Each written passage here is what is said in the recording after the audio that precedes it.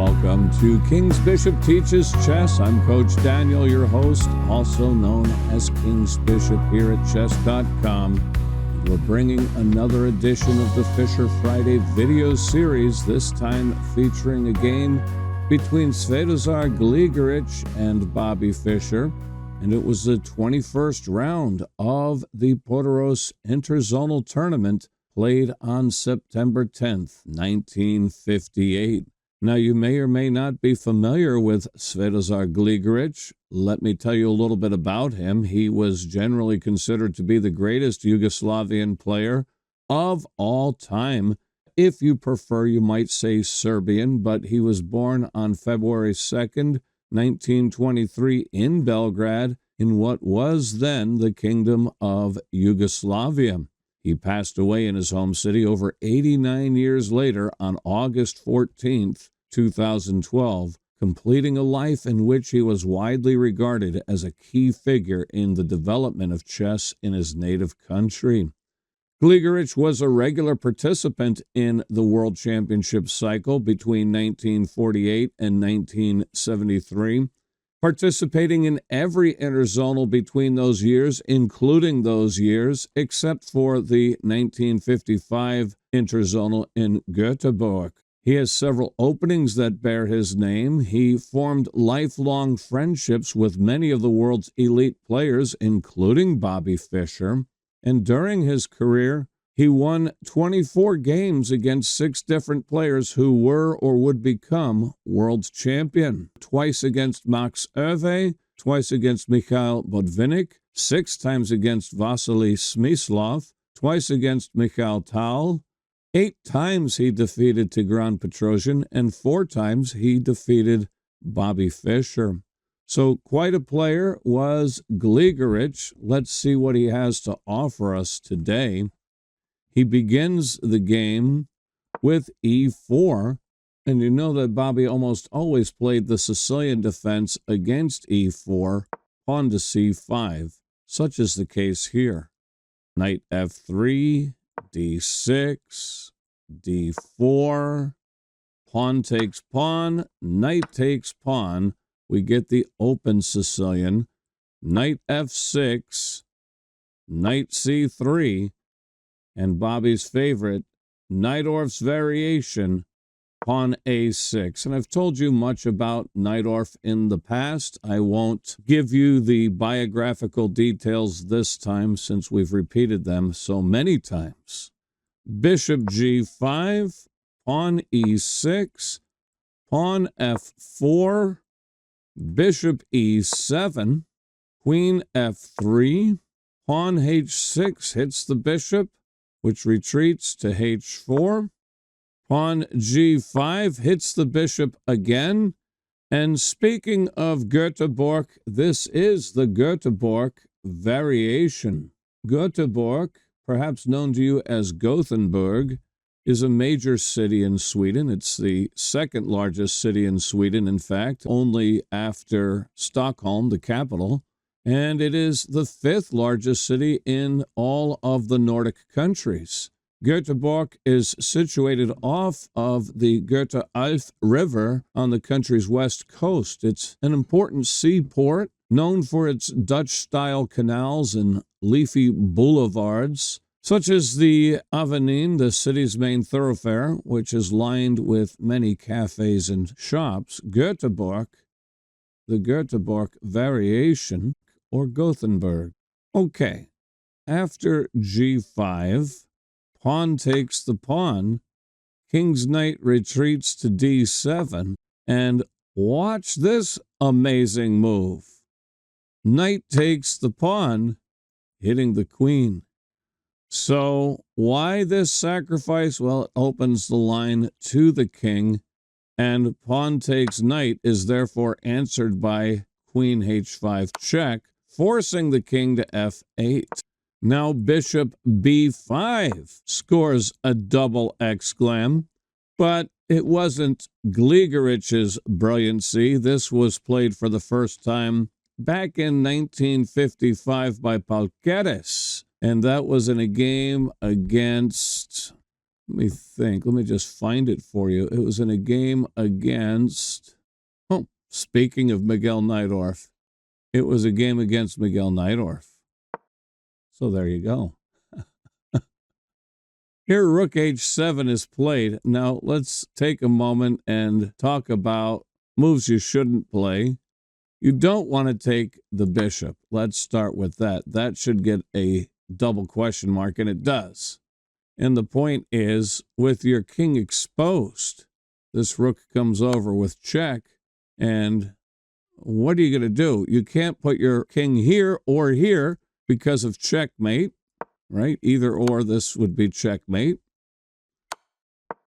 So all you can do is block with your bishop, and all that material that white has just invested yields its dividends right here and right now, because after bishop f6, pawn takes bishop, and white has all of the initiative. If you play knight e5, this pawn comes even further, and it's already all over with this discovered attack against the queen. If you play queen d7, bishop f6 hits the rook, and it just gets worser and worser and more worser. When you play rook h7, white can begin picking off all your material. Bishop takes, pawn takes, and guess what? Another open file for another rook. Bada bing, bada boom. And it just gets worse from here. Okay, let's go back. So we can't take the bishop. Well, you might say, well, let's just play knight e5 first, and that covers the f7 square. Well, that's going to be answered now by bishop g3. And after rook h7 here, bishop takes the knight, and that knight is no longer covering, and you have to move the rook here. You have to have something covering that square. So once again, once this is captured, you have an open file here, and there's that rook to come over and hit your queen. Coming back. For those reasons, that's why we just play the rook h7 here right away. Now queen g6 hits the rook.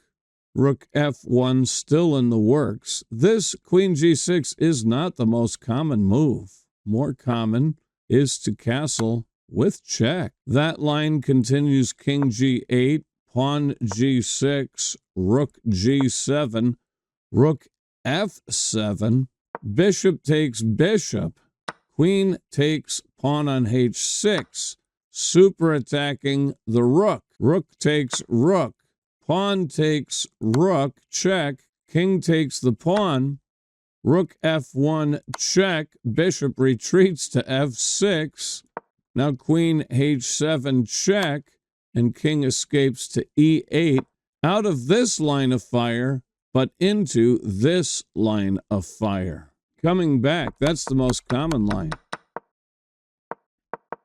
Instead, Gligorić plays queen g6 with the threat of kingside castles or rook f1. So rook f7 interposes before the opponent's rook plays to f1. And here queen captured the pawn, which shows here as a mistake. Bishop g3 being called for, and once again that bears down on e5 and of course d6. With the hit on d6, the bishop is sort of tethered to that pawn, isn't it? With this bishop gone, that would be check, wouldn't it?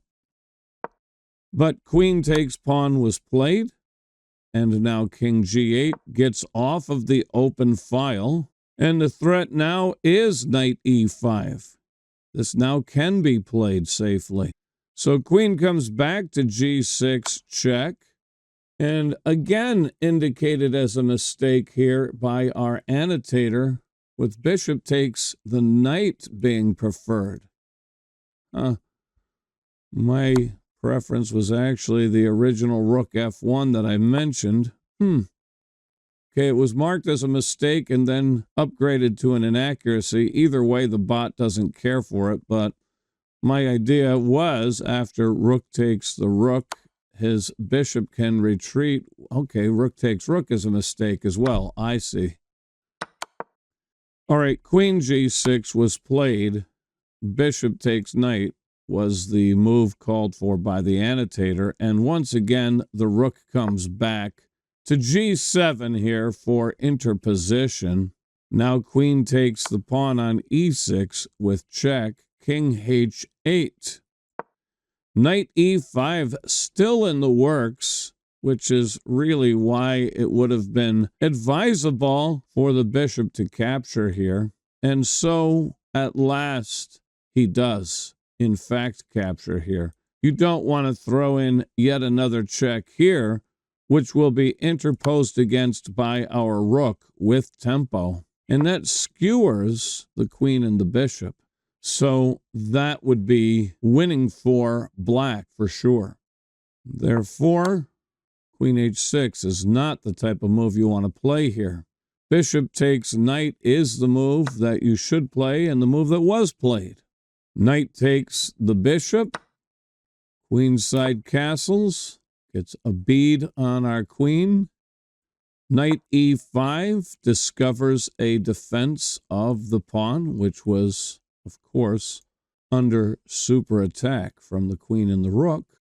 Queen d5, bishop g4 hits the rook. The queen's rook comes to the open f file. Rook df1. Bishop takes g5 check. Bishop takes bishop and queen takes bishop check. Building a battery on the g file with check. The king comes to b1, but he's not really interested in this very defensible battery. He instead plays the queen back to e7. Now, that gets a check mark, but the bot prefers rook c8, which keeps more tension in the position. No doubt rook c8 will be answered by rook f2, and we'll get some sort of attack on the f file. If knight c4, interrogating the queen, that can be ignored with h3, hitting the bishop, and the bishop will have to retreat. Coming back, that line was not chosen. Instead, Bobby with queen e7. Queen d2. Now bishop back to e6. Knight c4 was in my sights, hitting the queen. But more importantly, that provides a square for my own queen if needed. Queen h6 check here, rook h7, and if queen f6 check, forcing a queen trade, then you're going to get queen takes queen, rook takes queen, and I will bring my rook to the open file and get an attack on the e file while he'll have an attack on the f file. I may want to get rid of my bishop or something. Coming back, bishop e6 was played by Bobby Fischer, and g3 does reinforce the g file. As you can see, the position is equal. Rook d8 from Fischer, rook f4, queen g5, queen f2. And that battery controls f6, but it is not liked by the bot. Perhaps the other battery would be better so that the queen can maintain coverage of d5 so that knight d5 can be played. Now the bot actually called for queen d4. What about king's rook to f1? Marked inaccurate. Apparently, neither battery is good. So queen f2 was played, king g8 from black, and rook d1. Now rook f7, challenging the f file, b3, queen e7, queen d4, knight g6, hitting the rook. Rook takes the rook, queen takes the rook. I'm not sure why taking with the bishop is better. Not real clear on that. Because it opens the line here? Or because you need to maintain some sort of control up here? I don't know. I'll be honest, I don't know why that's better. But the bot says it's more betterer. Or perhaps you just don't want your queen on on the F file. That might be a reason. Don't know. I do know that Gligorić answered this with Queen E3, offered the draw, and the draw was accepted in spite of the supposed inaccuracy here. Queen B6 being called for. I don't know. If he had been inclined to continue this game, I would think Queen B4 would have been better as well, because that discovers a super attack on the pawn. It seems equal either way after the queen comes to C7. I do get a star for Queen B4 and a check mark there. But Queen E3 it was, and it's another competitive game in which both players had an amazing opening and incredible middle games. 93.7 accuracy for Gligorić, 96.7 accuracy for Bobby Fischer, and Gligorić is awarded a single game rating of 2,800, Bobby's single game rating 2,950. So very strong on both parts. I hope you enjoyed this presentation and that it was a help to you in some way. Until next time, have a great day and play some great chess. Bye now.